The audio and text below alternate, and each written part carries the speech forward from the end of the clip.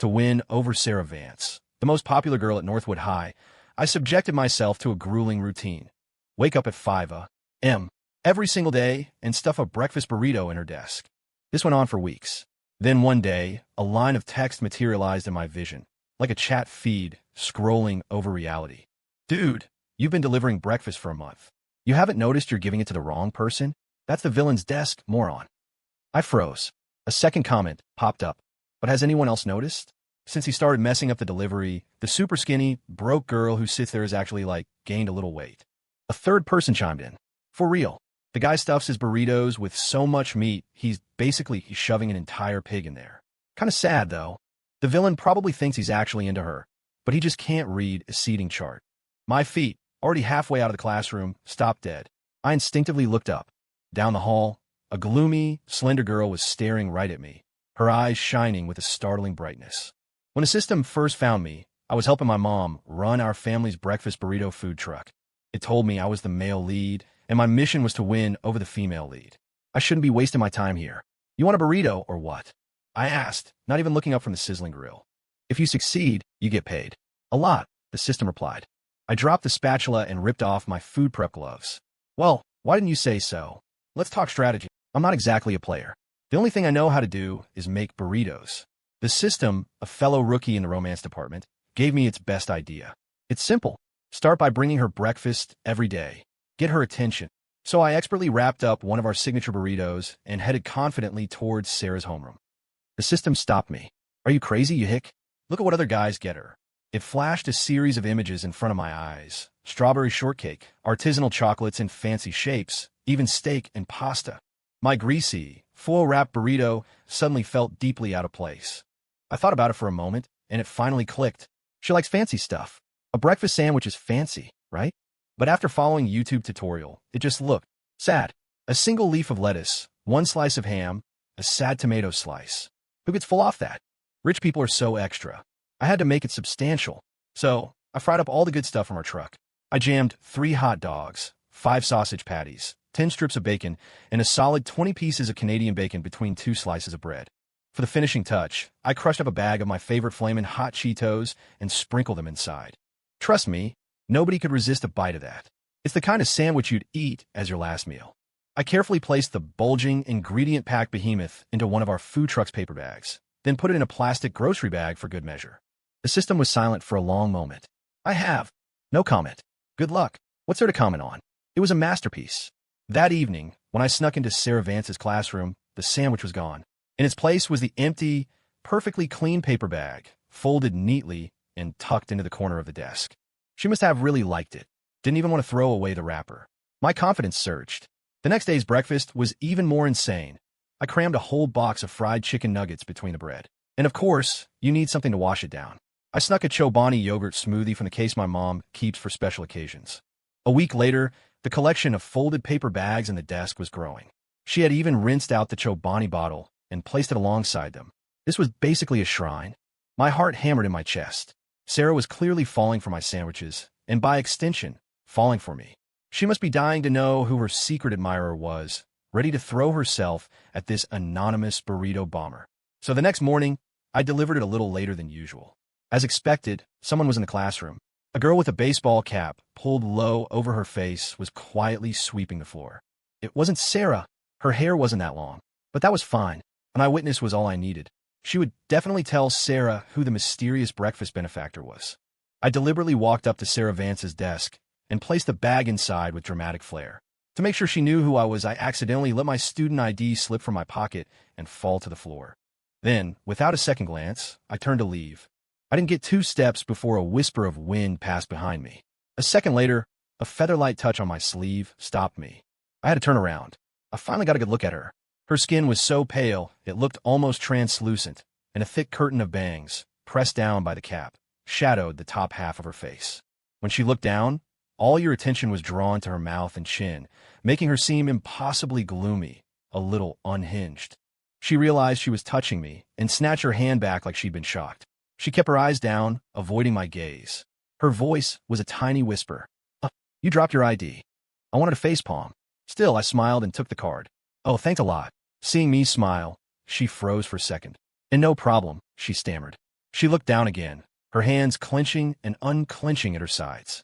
Finally, as if she'd summoned all her courage, she said, but by the time she looked up again, I was gone.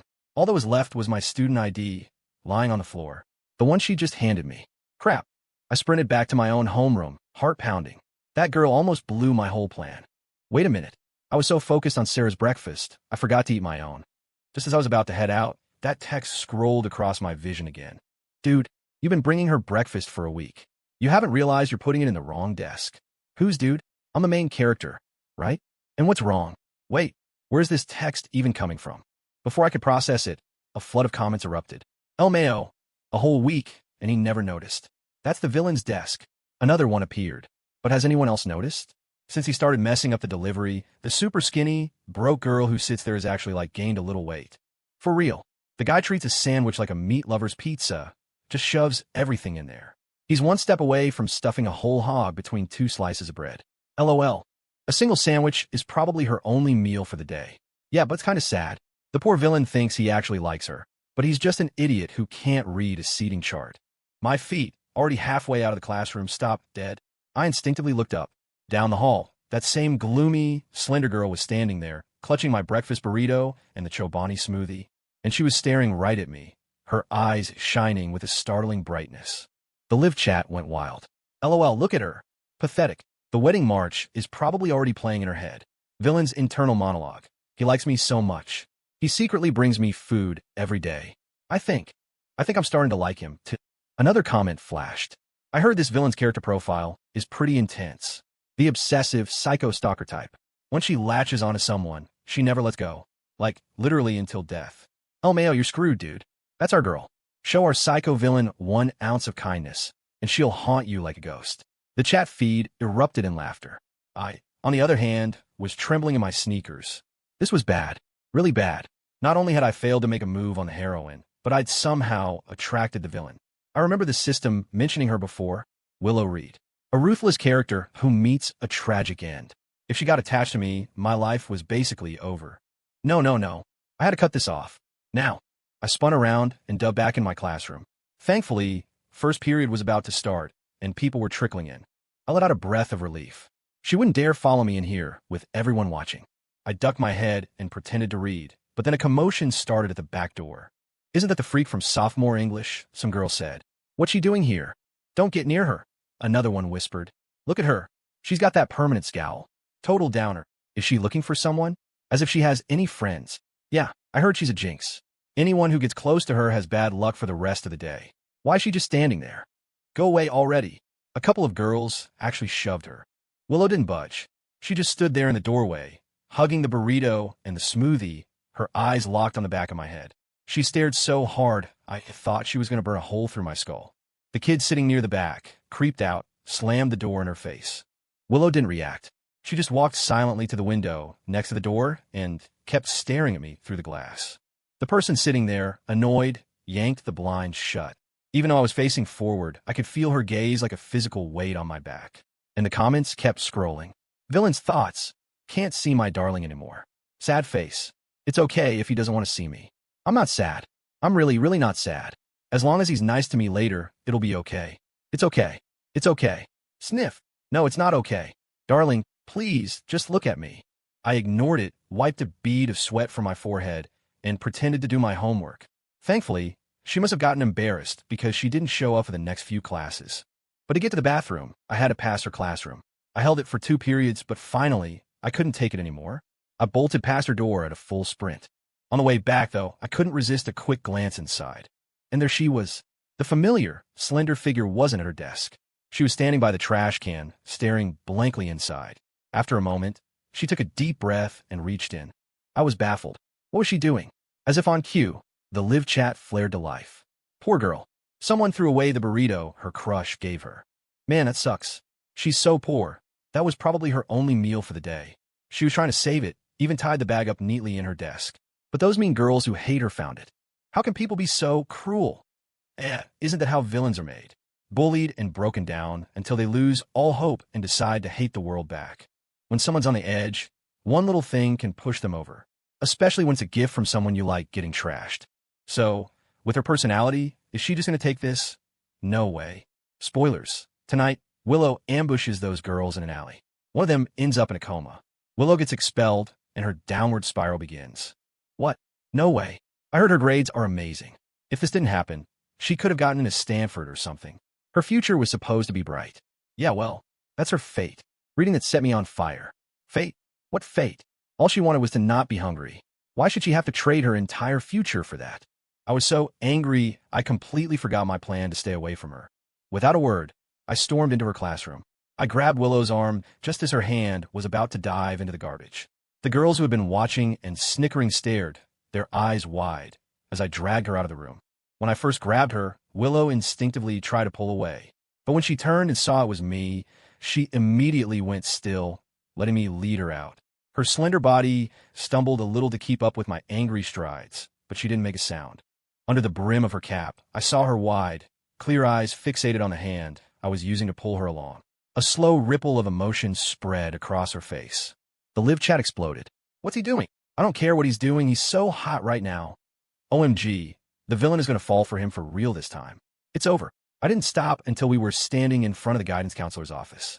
It was only then that I realized I was practically yanking her arm out of its socket. I let go immediately. Sorry about that, I said, then couldn't stop myself from lecturing her. You know, if something's uncomfortable, you're allowed to say so. Willow just stared at the floor, not saying a word. But out of the corner of my eye, I saw her right hand sneak up and gently touch the wrist I'd just been holding. A split second later, the corner of her mouth curved into a tiny, almost invisible smile before vanishing completely. I was speechless. We were on two completely different planets. Come on, I said, and led her to her homeroom teacher's desk. I politely explained what I had just witnessed in the classroom. I finished with a deeply concerned look. I just happened to be passing by, but if I could see it, that means this is just the tip of the iceberg. Who knows how often she's being bullied? I paused for effect. Willow's grades are incredible. She was second in our year on the last midterms. She's Ivy League material. The middle-aged teacher, who had seemed indifferent to my story about petty bullying, instantly sat up straight. Ivy League? That came with a fat bonus check for him. He suddenly became very serious, promising to pull the security footage and launch a full investigation. He told us not to worry. Willow is so happy she could scream, a comment flashed. In her eyes, her hero is literally glowing. The comment snapped me back to reality. After he left the office, we stood facing each other awkwardly. Look, I said, if anyone bullies you again, tell me. Or better yet, tell a teacher. Your grades are too good for them to ignore you. Don't use other methods that will only end up hurting you. 2. You get me? I don't know if she heard a word I said. She just lifted her head and stared at me, her gaze dewy and unreadable like a lost puppy's. The chat feed had other ideas. Willow's thoughts, blah, blah, blah. What is my darling even saying? Stop talking and kiss me. Dude, you are so done for. You're never getting rid of the villain now. I met Willow's gaze. Sure enough, she bit her lower lip, and her eyes slowly drifted down until they were fixed on my mouth. I was at a loss. I scratched the back of my head. So I've got homework. Gotta go. I practically fled back to my classroom. My heart was pounding. I slapped myself on the cheek. Okay, that was a one-time thing. Justice Man Jake Miller was on duty, but his shift is over. Back to the mission. I just had to keep my distance from now on. I wouldn't get tangled up with her, I told myself. Wait, what about breakfast tomorrow? Obviously, I still had to give one to the actual target, Sarah Vance. But what about Willow? If I kept giving her one, wouldn't she just fall deeper into this misunderstanding? But if I stopped, I knew she'd go back to barely eating. Her family was poor. Any money she made on weekends went to school fees and books. She survived on a single bread roll and a packet of condiments a day. The only reason she was even standing was probably due to her latent villain superpowers. But a single roll wasn't enough for a student studying this hard. She was definitely malnourished. Maybe I could keep giving her one, but make it smaller each day. A slow phase out. She'd get the message. We'd be going our separate ways, after graduation anyway. It was better to let her think I had a crush on her than to let her think I was giving her food out of pity. She'd never accept charity. She'd probably add my name to her future revenge list. Yeah, it's just breakfast. I won't do anything more than that. Decision made, I felt a wave of relief. As for the whole male lead versus supporting character thing, I asked the system. It said its temp had screwed up. I was, in fact, the supporting character. But I was also Sarah Vance's white whale, her first big high school crush. The mission was simple. Date her, then break her heart.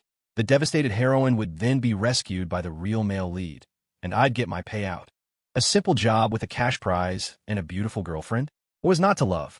The next day, to avoid running into Willow, I got to school extra early.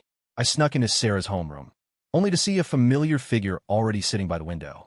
With no one else around, Willow had taken off her cap. She was bent over her desk, a pen clutched in her long, slender fingers, scratching softly against paper. The narrow cut of her school uniform traced the delicate line of her waist. In the dim light of the classroom, her profile seemed to glow. She must have sensed me. She quickly snatched her cap and put it on, then looked up, her eyes bright with expectation, like a kitten waiting for its owner. I froze. If she was here, how was I supposed to give a burrito to Sarah? I took a half step back, and the light in Willow's eyes instantly dimmed. I sighed. Fine. I steeled myself and walked in. Under her hopeful gaze, I handed her a burrito. Then I quickly turned, walking stiffly over to Sarah Vance's desk. My heart started to pound. Do I do it? Do I not? My whole plan is already weeks behind schedule. Screw it. I bit my lip and shoved the second burrito into Sarah's desk. A gentle tug on my sleeve. I turned to face Willow's confused, hurt expression. Why? Why did you give one to her? She asked, her voice trembling. That's Sarah Vance's desk. I know it's Sarah Vance's desk. I'm giving it to her. God, why are you the one acting all betrayed? I forced a laugh. Haha, I made an extra one today. Just picked a lucky winner at random. As soon as the words left my mouth, I realized my mistake. How would I explain giving Sarah another one tomorrow if Willow was here again? I quickly changed my story. All right, my burritos are so good that everyone in my class knows about them. Sarah asked me to bring her one. She paid me. Willow's brow furrowed as she considered this. She narrowed her eyes. Really, I said, my face a mask of seriousness. I patted her shoulder, trying to act casual. Are you hungry? Go on, eat. Oh, and did your homeroom teacher figure out what happened with those girls? My question successfully derailed her train of thought. She nodded. He did. They apologized to me. Thank you. Good, that's good. I was desperate to leave. But suddenly, a splash of red appeared in front of me. I blinked. It was a bracelet, intricately woven from bright red string. This is for you, she said, her lips pressed together. She held it out to me, her gaze intense, her expression completely devoid of shyness, as if this was the most normal thing in the world. And thank you. My mind went into overdrive. This was not how things were supposed to go. The live chat, of course, chimed in to make things worse. Just take it, dude. Willow worked an extra shift all night at a craft store to weave that for you. She used the best materials. Didn't even take her pay. She worked all night? For free? Just to make me a bracelet? I stared at the red string, a strange, restless energy buzzing inside me. In the end, I took it. During the next class break, I was staring at the bracelet on my wrist when someone called my name from the back door. Jake Miller? Someone's here for you. The guy's voice was hesitant, and he was giving me a weird look. I looked past his shoulder and saw Willow standing in the doorway. Ignoring the strange looks from my classmates, I walked over to her. What's up? Willow brought her hands out from behind her back, holding a plastic bag. Her eyes were dancing with a smile, like a kid who'd done something praiseworthy and was waiting for a gold star. I asked her, she said, beaming. She didn't give you any money. Here's your burrito back. I was confused. Asked who? Willow blinked. Sarah Vance, of course. The moment I understood, my world went dark. It's still warm, she added, urging me to feel the bag, her tone brimming with undisguised pride. I was speechless. What have you done? What are you so proud of? You actually went and asked her. I was losing my mind. After a full-blown screaming match inside my head, I managed a tight, clenched jaw smile. Thank you, Willow. You did a great job. My praise only made her prouder. If she had a tail, it would be wagging so hard it would create a hurricane. She smiled faintly. No problem, she said, her tone serious as she offered a piece of advice. Next time, make sure you get the money up front. If this conversation continued, I was genuinely going to pass out. It was clear I needed a new strategy to win over Sarah. But a direct approach was obviously out. If Willow found out, it would be game over. So I had a friend deliver love letters to Sarah for me. I wrote nearly 10 of them, pouring every ounce of literary skill I had into them. Finally, Sarah agreed to meet me after school. In her classroom, Sarah had just finished reading my 10th letter, character by character. A small smile played on her lips, her eyes full of amusement.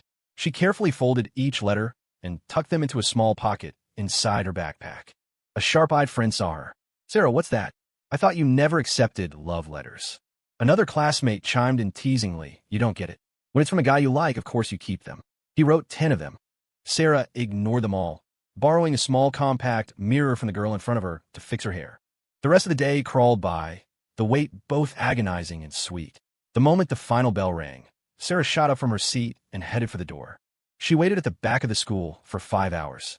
Jake Miller never showed up. During the last period, I was eagerly awaiting the bell to go meet her. But then the live chat popped up. It said Willow had a fever. She had forced herself to come to school just to give me the bracelet. And by the afternoon, she couldn't take it anymore and had gone home to rest. Coincidentally, her abusive, alcoholic father was due home that day. With Willow weak from the fever and unable to fight back, he was going to beat her half to death, leaving her on the floor with no one to help. This would cement her hatred and despair. The next day, when he tried to hit her again, she would grab the scissors she'd hidden under her pillow and stab him. She wouldn't kill him, but he'd have her sent to juvenile detention, making her miss the SATs. Reading the grim forecast, I nearly jumped out of my skin. Yes, Justice Man Jake Miller, unable to control himself, was back on duty. I didn't even wait for the bell. I threw my pen down and ran out to find her. Luckily, I caught her on her way home. "Willow," I yelled, out of breath at the frail figure who looked like she might collapse at any moment. Her back stiffened, as if in disbelief. But a second later, she started walking again, slowly. The live chat appeared. LOL, the villain thinks she's hallucinating from the fever. She actually heard her darling's voice. Willow's thoughts? I must be imagining things. My darling is in class. How could he be here? Willow, I yelled again, my voice raw. This time she heard me. She spun around, her eyes looking impossibly dark and bright, as if they'd been washed with rain. I ran over to her, bent over, and gasped for air for a few moments before I could speak. Hey, I panted.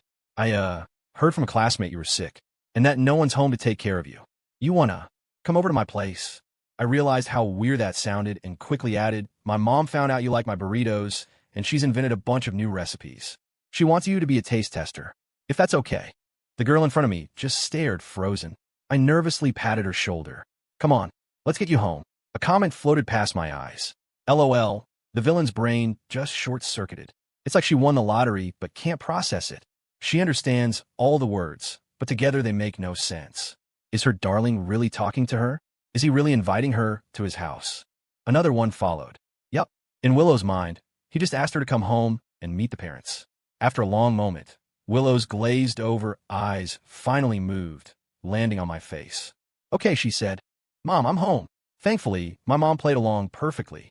Oh, honey, you're burning up, she said, rushing to support the swaying girl. You poor thing. Why would you go to school like this?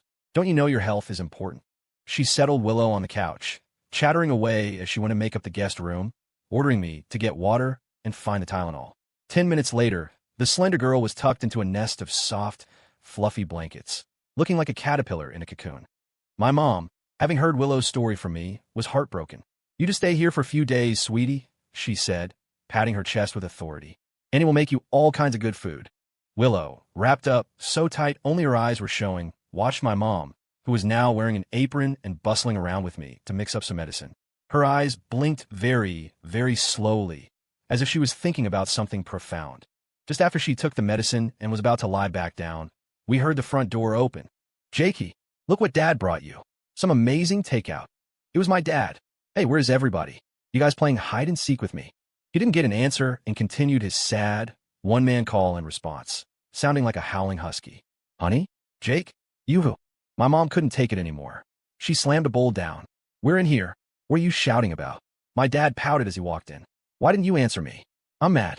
I'm not going to be unmad until I get a kiss. As he stepped into the room, his eyes met Willow's, who was sitting up in bed. They both froze, their eyes wide. Oh crap. I forgot to tell my dad. Bringing a strange girl home like this. Was he going to lose it?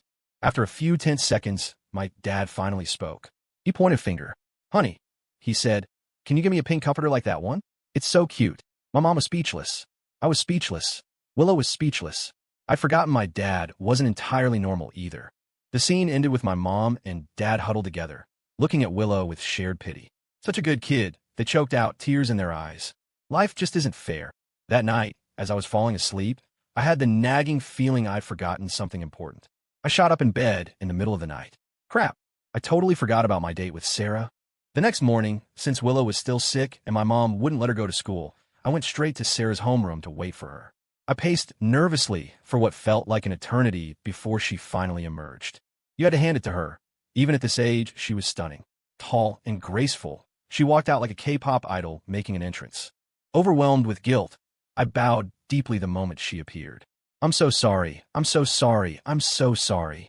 I didn't mean to stand you up yesterday. A gentle hand on my arm stopped me. I looked up and met Sarah's warm, smiling eyes. It's okay, she said. I didn't wait long. I figured something important must have come up. Wow, she was this understanding? The guilt intensified. Today, I pleaded, can we try again today? Please give me a chance to make it up to you. Sarah smiled. Okay, she said, kicking at loose pebbles on the sidewalk. I walked with Sarah, the conversation flowing easily until we reached a Boba shop. Want to get a drink? I asked. Sure, Sarah nodded. What's your favorite?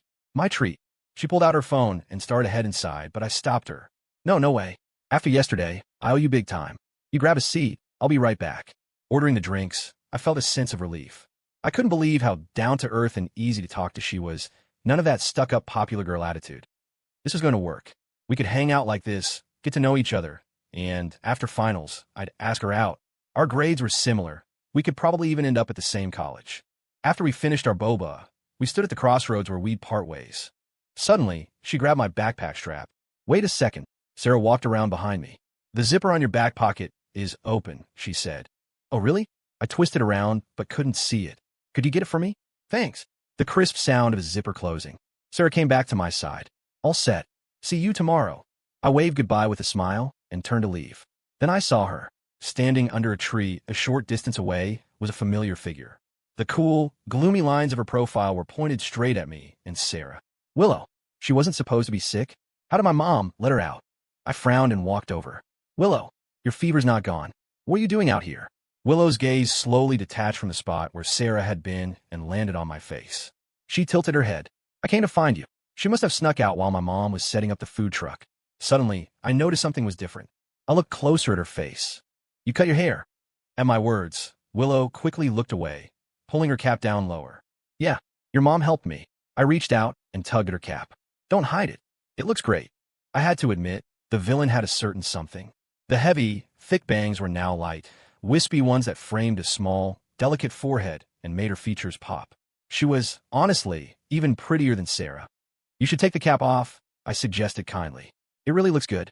The moment I said it, she whipped the cap off without hesitation, as if to make sure I got a better look. She stood on her toes, leaning closer to me to show off her new look. Her stunning face filled my vision, getting bigger and bigger. For a second, my brain went blank. I forgot how to breathe. Snapping back to reality, I took a step back. Okay, I can see it. It looks really good. Willow seemed satisfied. She turned and casually tossed the cap into a nearby trash can. I was confused. You're just throwing it out? Yeah, she nodded. If I keep it, I'll be tempted to wear it. I was completely baffled. Something about that logic felt weird. It was a perfectly good hat. I didn't dwell on it because Willow still seemed weak. As we walked, she swayed and stumbled. I put an arm around her to steady her. Don't lean away from me. Lean this way, I said. If you fall, you can fall on me. Willow immediately and obediently leaned into my side. Okay, she whispered. I didn't see the comment that flashed above her head. What a cunning, manipulative little villain. She just walked 3 miles to get here, but the second her darling shows up, she's a fragile damsel in distress.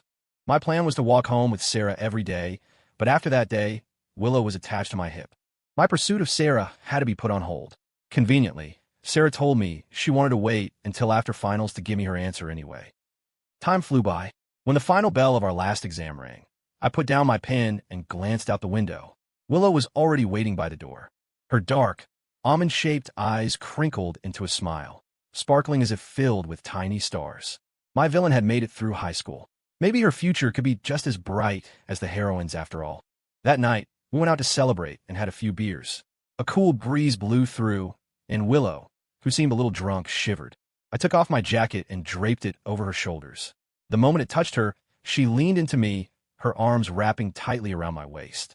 She buried her face in my chest and nuzzled against me like a cat. A comment floated lazily past, like a little stray who's finally found a home. I felt the warmth of her body through my shirt and gently tried to reason with her. Willow, you're drunk. Can you let go for a second? She just shook her head, pouting. No, if I let go, you'll disappear. Don't make me leave. I'll be good. I'll be so good. Please. With every word, her grip tightened. Finally, In a soft whisper, she called me by a new name. Jake. Now even my heart was starting to feel a strange, ticklish itch. On the way home, carrying a practically boneless Willow who was clinging to me for dear life, we ran into Sarah. The three of us stood there, a triangle of awkward silence. Willow was a dead weight in my arms, a small cat completely dependent on me. Sarah's eyes met mine. I opened my mouth, about to explain that Willow was drunk, but Sarah just laughed a short, hollow laugh. Why wasn't I the first one? She asked. What? I took a step forward, trying to hear her better. But the next second, Willow's arms snaked around my neck, and she hung from me like a limpet. Jake, she mumbled, nuzzling into the crook of my neck. I was mortified.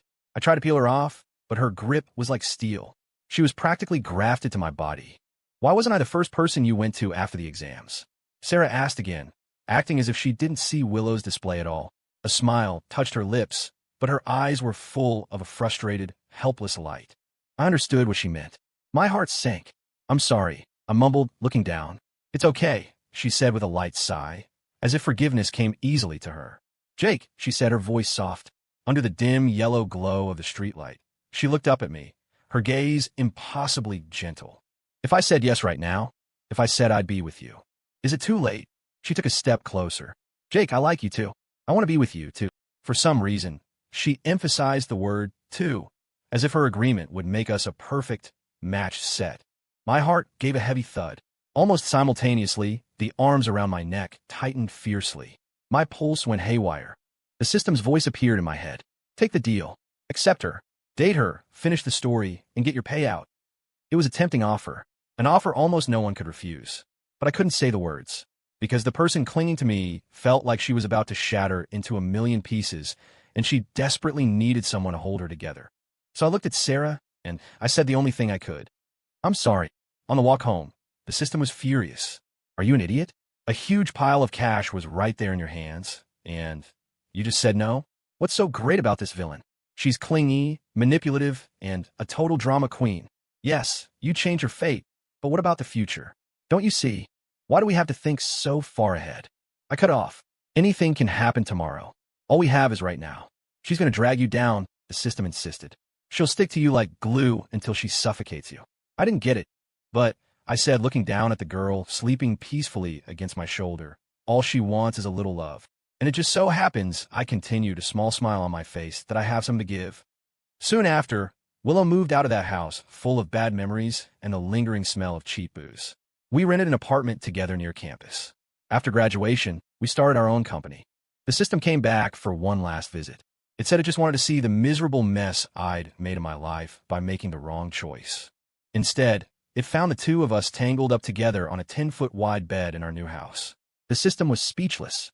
The next morning, Willow snuggled contentedly in my arms. Honey, she cooed, I'm craving one of your special breakfast burrito sandwiches. I was completely exhausted. Okay, I groaned, but we have a deal. If you get the sandwich, that's it. No other food. We're running low on ingredients.